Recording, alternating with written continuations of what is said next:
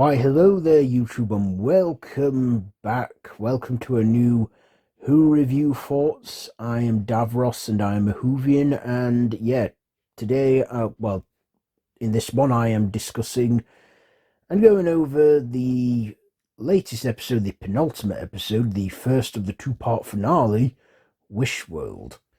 So, before I go any further, you know what's coming, the spoilers, so if you haven't seen it, you have been warned. So, the Doctor and Belinda managed to make it back to 2025, and it is the eve before May 24th, which is today. And the Doctor and Belinda are a married couple, Mr. and Mrs. Smith, because the Doctor's going under the alias John Smith, working at UNIT, which this time is Unified Insurance Team, and it's all in a dystopian, like 1950s sort of dream world with giant dinosaur bone-like creatures walking around. And of course, Ruby is in the mix as well, and along with Shirley, who's there. And Kate is running things at the Unified Insurance Team. And we have Conrad Clark from Lucky Day on the screen, telling the story of Doctor Who. One of the space babies is back and is posing as the Doctor and Belinda's daughter. And yeah, we have the Rani running things with this whole Wish World in this like tower thing, with Mrs. Flood, who we now know is the previous Rani.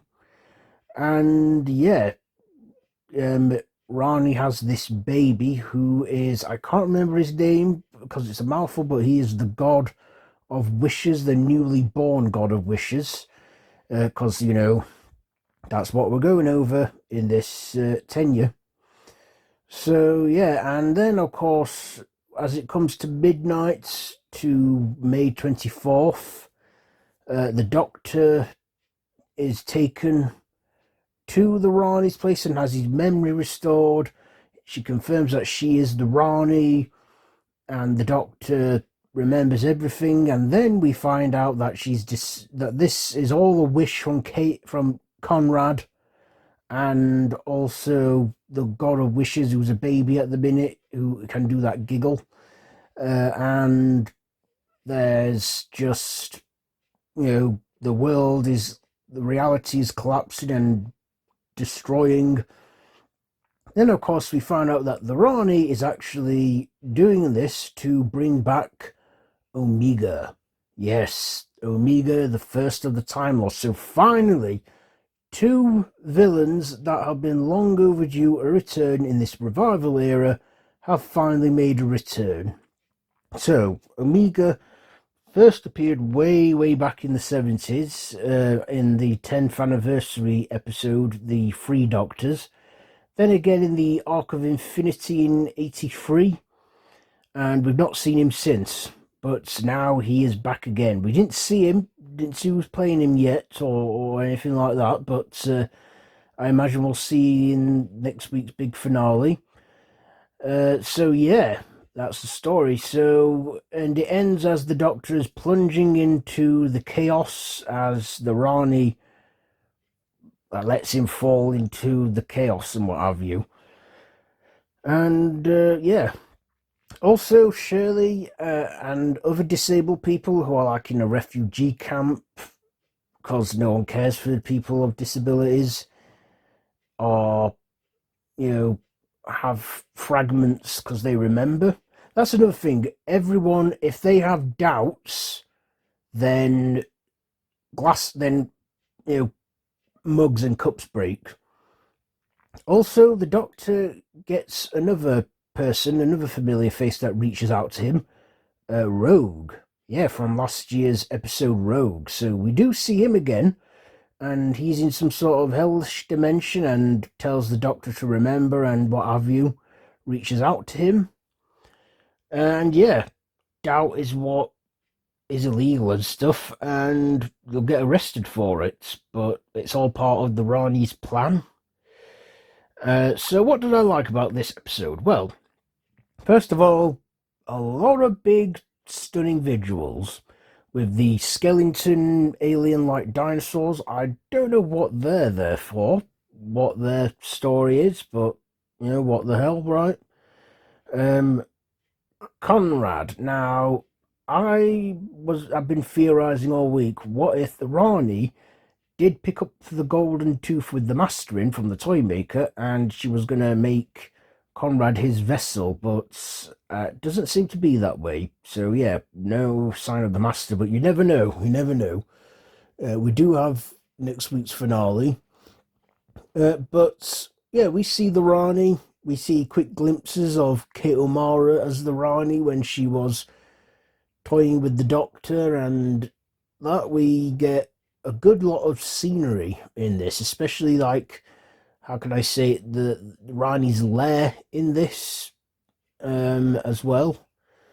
The guy who was Conrad wasn't as irritating this time, but he was in it and wishing for a better world and stuff. Also, we got a baby. I think what's this baby got to do with it?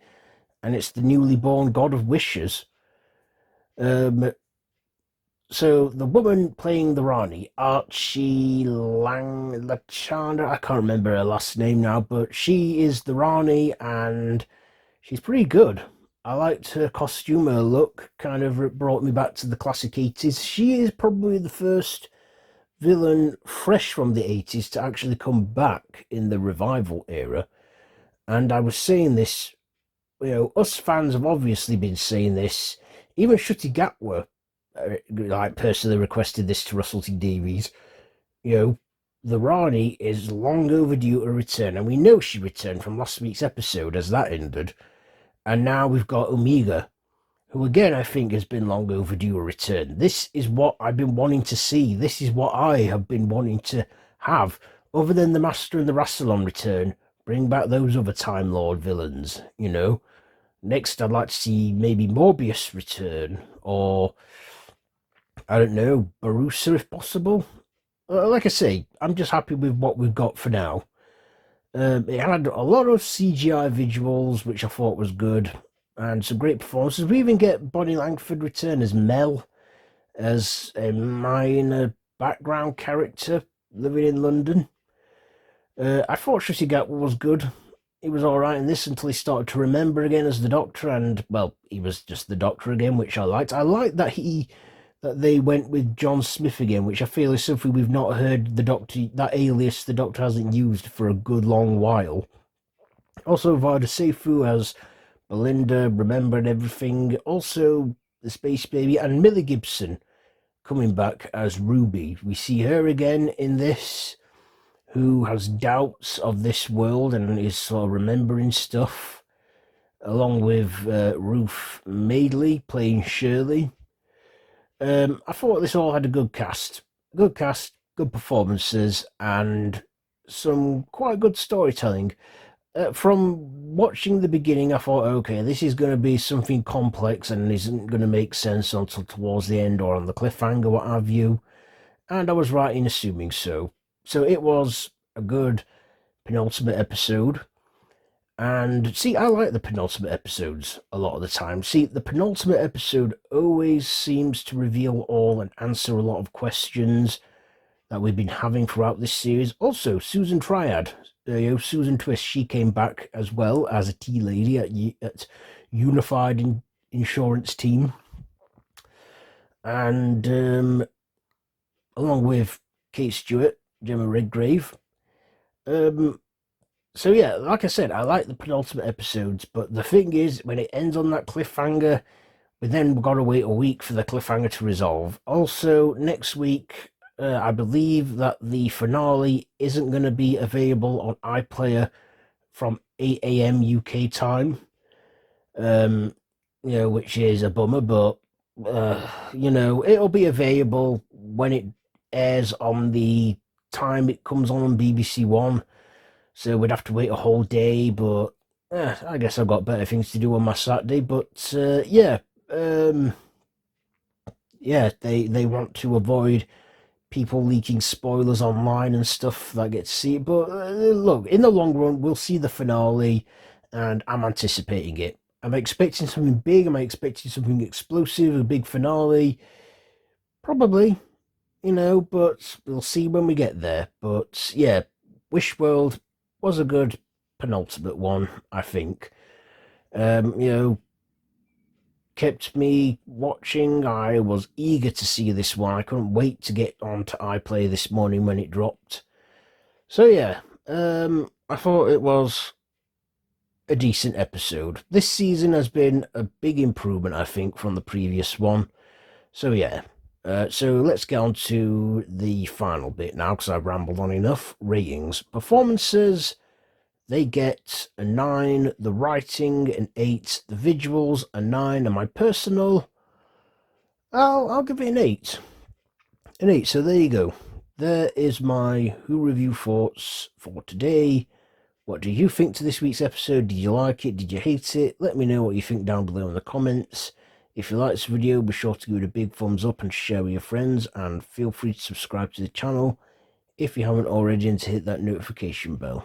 I've been Davros the Whovian, and this has been my Who Review thoughts on the latest Doctor Who episode. So, until next time, run for your life.